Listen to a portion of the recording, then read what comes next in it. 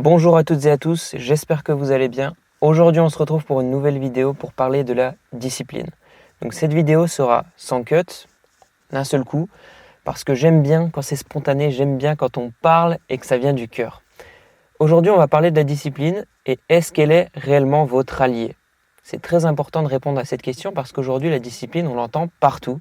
La discipline c'est très bien vu dans notre société. Quelqu'un de discipliné, c'est valorisé parce que c'est quelqu'un qui est mesuré, qui est structuré, qui a une vision claire de ce qu'il veut et qui persévère pour accomplir ses objectifs. Donc ça, c'est très bien.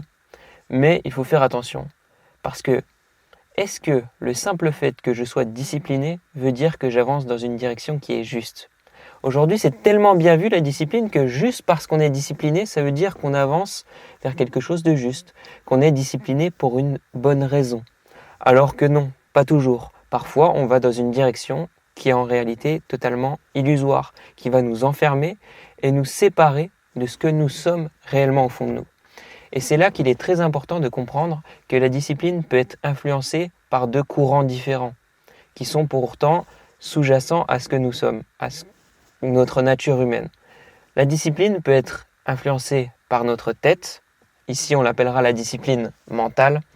Celle-ci est influencée par notre réflexion, par notre manière de voir les choses et donc souvent influencée par notre environnement.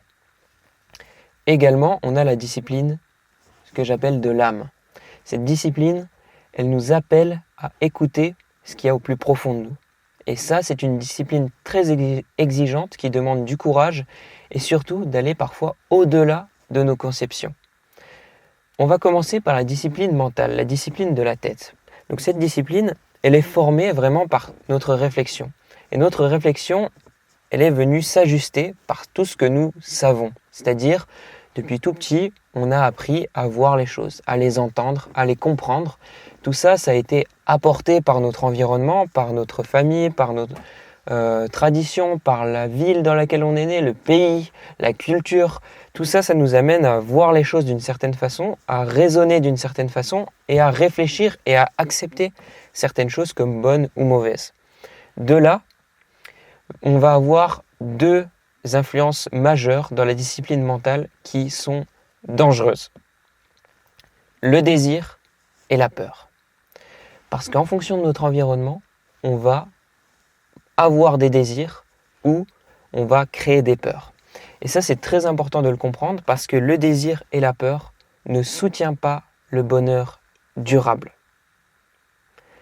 La discipline, ça vient de l'étymologie dicere, qui veut dire apprendre, qui veut dire s'éduquer.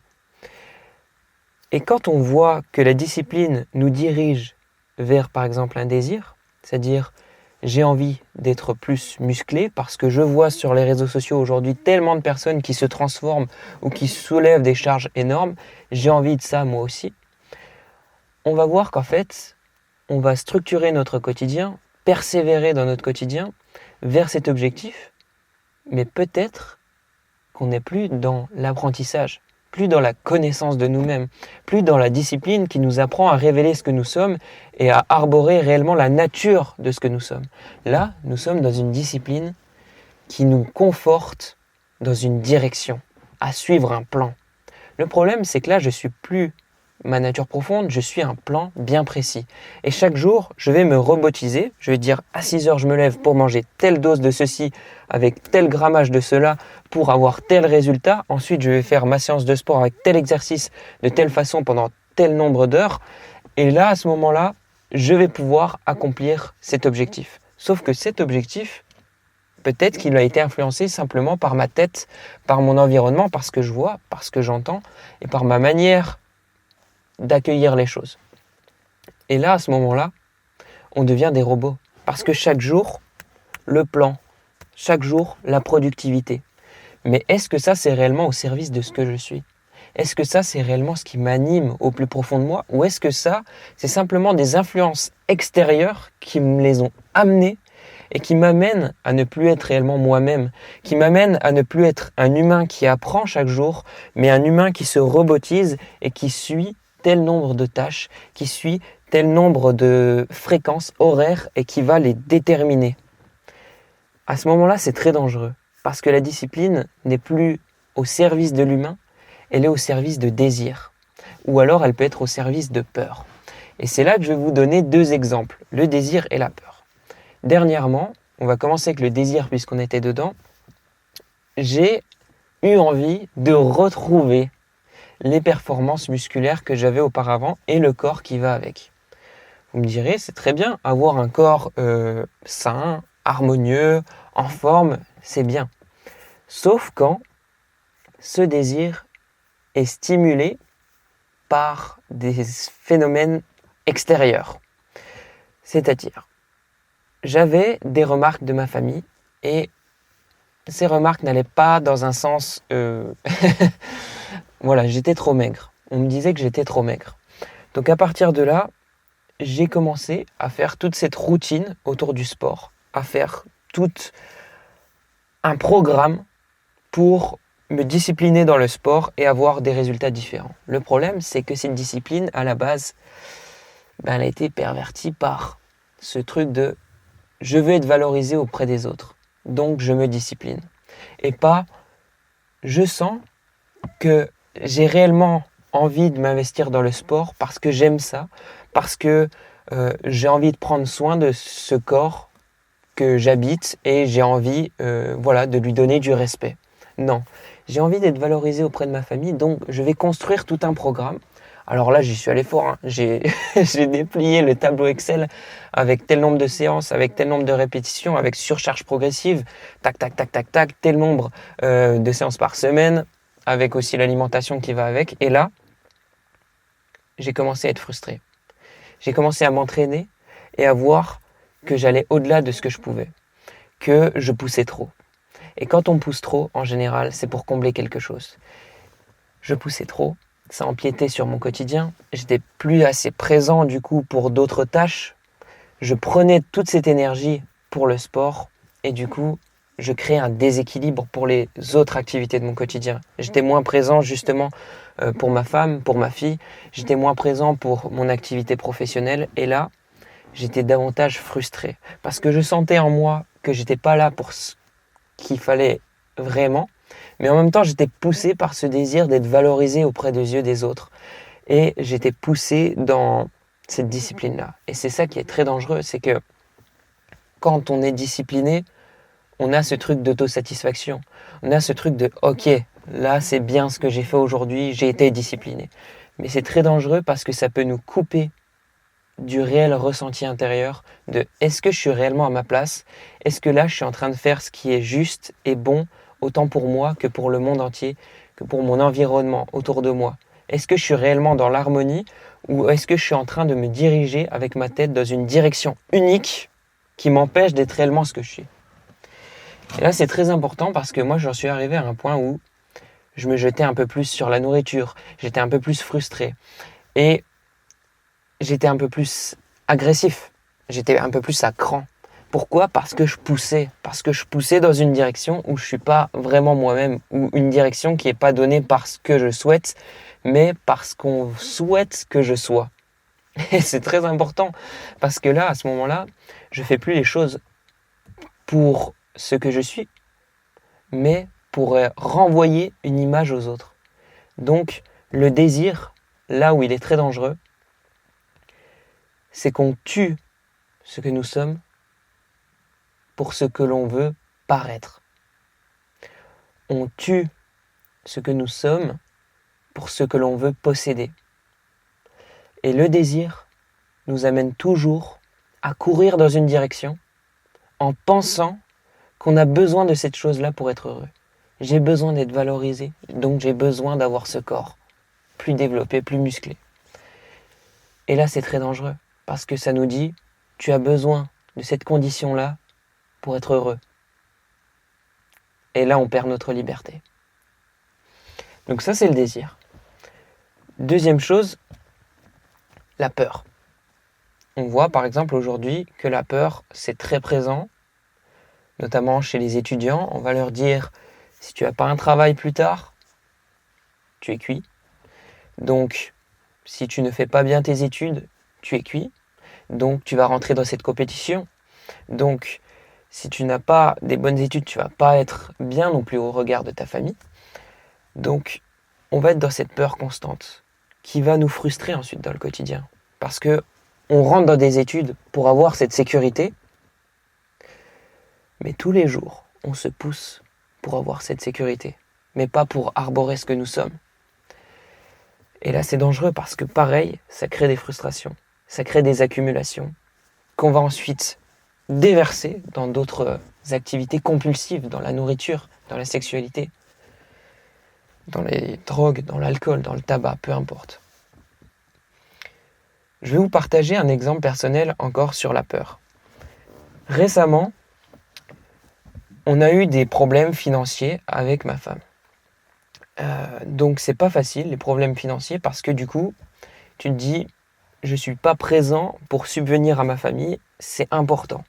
C'est important que je trouve une solution pour tout simplement qu'on ait un environnement stable, sain, harmonieux pour vivre, surtout quand on a une fille. Et j'ai eu des retours, encore une fois, de mon environnement qui m'ont dit, ce serait bien que tu prennes un travail. Alors j'y suis allé à fond. Parce que je me suis dit, oui, c'est peut-être très juste de trouver un travail et de subvenir aux besoins de ma famille. J'ai postulé une centaine de CV. Vraiment, j'ai postulé énormément, j'y suis allé à cœur. Pas de réponse. Et souvent, quand on n'a pas de réponse et que on prend une direction, il faut se questionner. Est-ce qu'on a réellement la bonne direction ? Mais je suis allé plus loin. Parce que je veux être certain que je fais les choses à fond et que je ne fais pas les choses à moitié. Donc, je suis allé déposer des CV même physiquement, pas uniquement numériquement. Et là, à un moment, je suis arrivé à Hyper U et j'ai déposé mon CV. Et ce CV-là, on m'a dit, quand je l'ai déposé, mais vous savez, il y a un nouveau poste qui s'est ouvert à Hyper U en tant que commercial multimédia. Je dis, ok, je suis intéressé, je dépose mon CV aussi pour ça, etc. Et la dame m'a dit à l'accueil, ok, je vais vous transmettre votre CV au responsable et on verra ce que ça donne, je vous rappelle. Moi, je sais ce que ça veut dire, on verra ce que ça donne, je vous rappelle. Ça veut dire Ketchi Nada. Donc, je suis allé rentrer dans Hyper U, je suis allé au rayon multimédia et j'ai vu une personne, je lui ai dit, est-ce que je peux voir le responsable ? Alors, elle a appelé le responsable, elle a vu qu'il était un autre service là-bas et je suis allé rejoindre le responsable, je lui ai dit, je veux discuter avec vous pour ce poste en tant que commercial. Alors j'ai réussi à avoir 2 minutes avec le responsable et on a convenu un entretien quelques jours plus tard. Donc là j'étais heureux, je me suis dit ok, je ne me suis pas laissé abattre, j'y suis allé pour justement apporter de quoi subvenir à ma famille, etc. pour avoir un travail. J'ai passé l'entretien et j'ai eu le poste. Donc là magnifique. J'ai commencé le travail. Et 3 jours plus tard, j'ai démissionné. Pourquoi ? Parce que dans ce travail, j'avais la mort dans l'âme. Je sentais que ce travail n'était pas difficile, n'était pas trop exigeant au niveau du travail, n'était pas avec une mauvaise ambiance. Les personnes qui étaient avec moi au travail étaient bien. Mais pour autant, j'étais pas à ma place. Et ça, je ne peux pas faire semblant. Je ne peux pas me trahir pour une sécurité. Je peux pas trahir ce que je suis. Et c'est là que c'est super important parce que la peur nous amène à nous trahir pour une sécurité. Donc, j'ai quitté ce travail, en dépit de ce que penserait ma famille. Parce que il faut savoir que ce travail, c'était un CDI. Et en ce moment, avec ma femme, on est chez la famille. C'est-à-dire, on est hébergé à titre gratuit. Donc, on attend de nous qu'on ait justement un CDI pour avoir un logement, une situation stable. Mais j'ai dit non. Et j'ai dit non, et je sais que c'est le genre de situation où on te prend pour un fou. C'est le genre de décision où c'est totalement irréfléchi, mais on te prend pour un malade. Mais j'ai dit non, et j'ai pas voulu suivre la peur. Et c'est là qu'entre la discipline de l'âme. C'est avoir le courage de suivre notre élan profond, ce que nous sommes. C'est ça la réelle discipline, c'est être capable de suivre à chaque instant ce que l'on est au plus profond de nous. Et ça, c'est difficile. Parce que parfois, c'est pas du tout justifié par notre tête. Parce que parfois, ça va totalement à l'encontre de notre environnement, de toutes les conceptions qu'on a apprises dans notre tête, de toute notre réflexion. Et là, c'est très dur. Parce que quand on va contre notre famille, qui est là, qui nous apporte, qui nous soutient, c'est extrêmement dur. Parce qu'on vient leur dire, non, je quitte ce travail, je n'ai pas de raison à te donner. Je n'ai pas de raison rationnelle à te donner. Mais je ne peux pas continuer à cet endroit. Je ne peux pas parce que c'est contre ce que je suis. Ça a été pas facile de faire ce choix-là. Et bien sûr que j'ai pas été compris. Bien sûr que j'ai pas été compris, mais ça m'empêche pas d'avancer vers ce que je suis.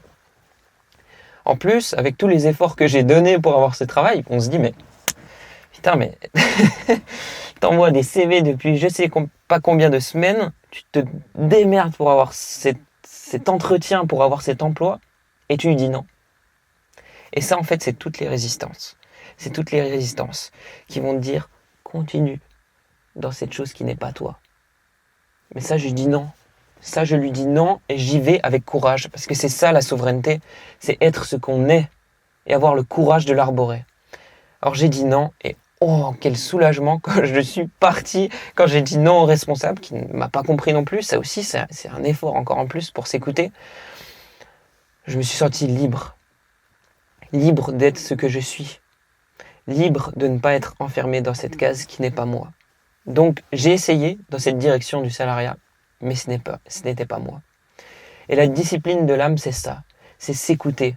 Au-delà des peurs, au-delà des désirs, au-delà des influences environnementales, des influences de notre famille. Ce n'est pas mettre de côté le monde pour une vision égoïste, c'est justement faire ce que nous sommes appelés à faire pour apporter l'harmonie dans le monde, pour prendre notre juste place, pour apporter ce que nous sommes au monde. Et si j'étais encore en train de travailler dans ce job en CDI, je ne pourrais pas être en train de faire cette vidéo. Je n'aurais pas l'énergie pour le faire. Parce que quand je rentrais du travail, j'étais pareil, frustré, j'étais fatigué, j'étais plus agressif avec ma famille. Je me défoulais plus sur la nourriture. Et je sentais que j'avais davantage aussi de pulsions de l'ordre sexuel qui me revenaient. Alors que c'est quelque chose avec lequel j'étais vraiment en paix ces derniers temps. Donc je sentais que j'étais en train de me dérégler intérieurement. Pourquoi ? Parce que j'ai pris un choix qui est déréglé avec ce que je suis. Donc pour apporter la réelle harmonie, pas celle qu'on croit être, pas celle qui est dirigée par notre réflexion et pour combler les attentes de notre environnement, mais réellement pour prendre la place de ce que nous sommes, pour prendre cette place en tant que souverain, eh bien c'est la discipline de l'âme. Et ça nous demande un discernement, ça nous demande une humilité pour l'écouter tous les jours, à chaque instant. Et ça, c'est un travail qui est très dur et qui est pour moi le seul travail qu'on a à rendre ici, dans notre vie, c'est cette discipline de l'âme, s'écouter soi, et pas écouter les bruits du monde, et pas écouter notre tête qui réfléchit, qui nous dirige parfois dans des directions affûtées par des désirs, par des peurs. Cette discipline-là, elle demande une persévérance et une abnégation, mais dans la sagesse. Une persévérance dans ce que l'on est amené au plus profond de l'être à faire, sans être brouillé justement par tous ces aspects extérieurs. Et ça, c'est dur. Et ça, c'est très dur. Mais en même temps, vous avez des témoins forts. Comment est-ce que vous vous sentez au quotidien ? Est-ce que vous êtes frustré ? Est-ce que vous êtes agité ? Est-ce que vous sentez une accumulation émotionnelle, nerveuse ? Ça veut dire attention. Parce que la discipline de l'âme peut être difficile, mais elle ne trahit jamais votre paix intérieure. C'est-à-dire, la discipline de l'âme, je ne vais pas me forcer, je ne vais pas structurer, je ne vais pas projeter dans le futur. Je vais être là, maintenant, présent. Par exemple, je peux me lever tous les matins à 6h du matin, sans pour autant que ce soit réfléchi par ma tête. Ça peut être simplement la discipline de l'âme. Alors à ce moment-là, je me réveille naturellement. Je n'ai pas besoin de mettre de réveil. Je suis naturellement infusé à l'intérieur de moi, inspiré à me réveiller à cette heure-là et à me lever. À ce moment-là, quand je suis dans le lit, je me réveille à 6h naturellement, ma tête justement peut revenir et me dire non, si je me lève maintenant, je vais être fatigué pour plus tard, je ne vais pas pouvoir faire certaines choses. Projection dans le futur, réflexion, je suis plus dans le présent. Je suis plus là. Je suis plus dans cette discipline de l'âme présente dans le cœur qui m'anime et qui m'inspire. Deuxième chose, je peux être simplement en mode oh non, j'ai pas envie, là je le sens pas, je reste au lit, etc. Donc ça c'est tamas, c'est plutôt la nature de l'être en nous qui veut pas aller, qui veut pas suivre cette inspiration, qui veut pas suivre la discipline de l'âme. Et c'est pour ça que c'est une discipline l'âme, parce que ça nous demande de laisser les ressentis qui sont, comment dire, pas de l'ordre de la fatigue, mais de la fainéantise, de la sclérosité, vraiment de la fainéantise où on va être là, on va être figé. Non, la discipline de l'âme, c'est cette inspiration, c'est ce mouvement, c'est cette vie qui nous anime à chaque instant. Et le but, c'est pas de le corrompre par la tête, qui va nous diriger dans d'autres directions en fonction de notre environnement, en fonction de notre réflexion, en fonction de ce qu'on croit savoir, ni de brider ces élans d'inspiration de l'âme par justement la partie feignante, la partie gourmande, la partie pulsion sexuelle qui nous apporte que de la souffrance.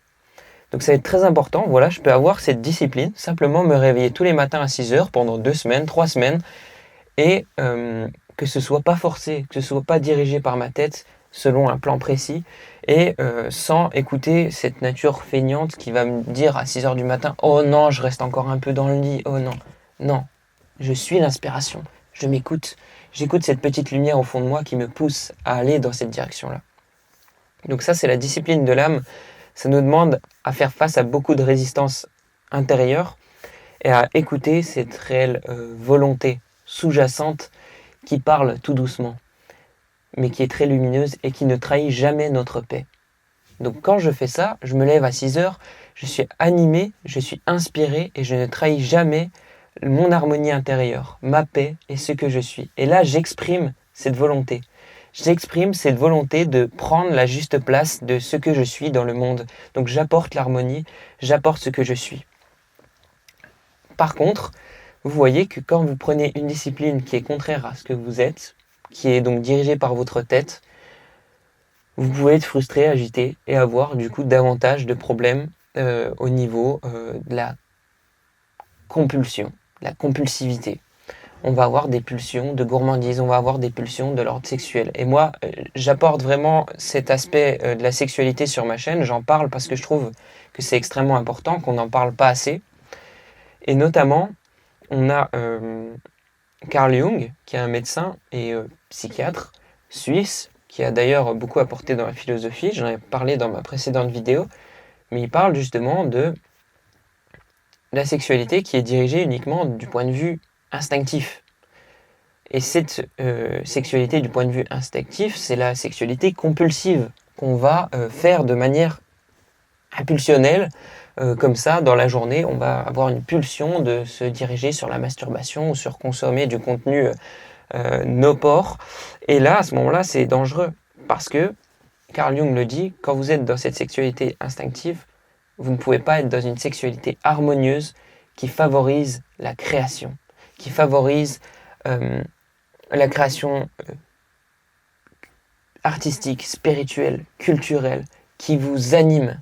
Vraiment, on a cette force sexuelle en nous, cette force créatrice, et quand on la dilapide dans la sexualité compulsive, on la perd. Et ça, c'est vraiment dommage. Et pourquoi je vous parle de tout ça ? Parce que quand on est discipliné par la tête, et qu'on est frustré, qu'on est agité, et que le soir on rentre, on a bien accumulé toute cette frustration, eh ben, on va avoir un besoin de l'extérioriser.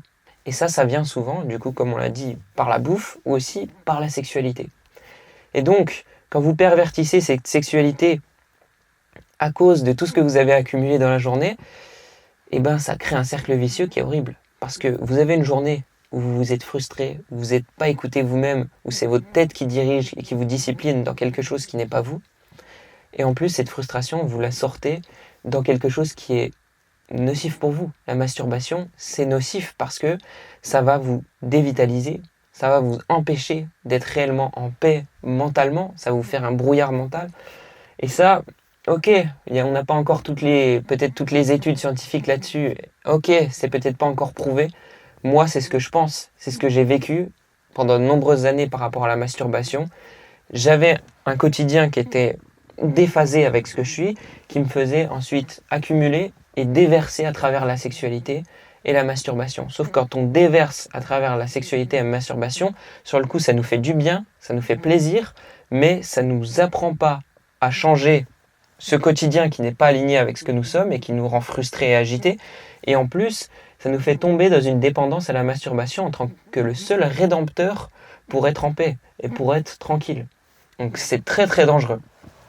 Et en plus, pour moi, oui, la masturbation a énormément de points négatifs.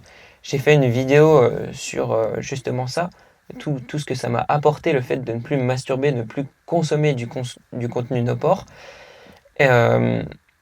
Vous pouvez la retrouver, c'est 500 jours sans masturbation. Qu'est-ce que ça m'a apporté?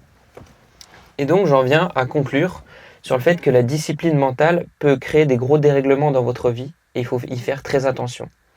Et notamment avec la sexualité. Et cette sexualité peut vous rendre très vite dépendant et apporter beaucoup d'autres points négatifs, perte de vitalité, perte de créativité, perte de paix, perte de clarté, on a un brouillard mental et beaucoup d'autres choses. Et Carl Jung en parle justement de tout ça. Et ça, je trouve ça super justement qu'un médecin et psychiatre parle de tout ça parce que aujourd'hui, c'est pas assez démocratisé. On n'est pas assez prévenu sur cette sexualité compulsive et de ses points négatifs. Donc voilà, c'est à peu près tout ce que je voulais dire. Et justement, s'il y a des personnes qui souhaitent être aidées dans cette sexualité compulsive et réellement être libérées de ça, de ces pulsions, pour pouvoir être davantage soi-même, davantage libéré et en maîtrise de son quotidien, être souverain, je propose justement des accompagnements personnalisés, je propose des appels, etc. que vous pouvez littéralement directement réserver sur le site en description. Donc c'est offert, l'appel découverte avec moi. Et vous avez également la newsletter en description pour recevoir les récits que j'écris chaque semaine, où là ça va être de manière plus posée, plus posée à l'écrit. Voilà, c'est à peu près tout. Donc vraiment, je vous invite à réfléchir de manière consciente, à écouter cette sagesse intérieure de est-ce que là je me discipline pour quelque chose qui n'est pas moi, pour des facteurs extérieurs, ou est-ce que là ça vient de l'intérieur? Est-ce que ça vient de l'intérieur et je suis naturellement insufflé dans cet élan, dans ce quotidien, sans me fixer de plan, sans me fixer à l'avance des attentes, des désirs, ou en me conformant à une habitude par rapport à la peur, pour avoir une certaine sécurité. Et je finirai par cette phrase de Lao Tzu qui dit que le bon voyageur n'a pas de plan. Et ça, je trouve que tout est là en fait. Tout est résumé dans cette phrase-là.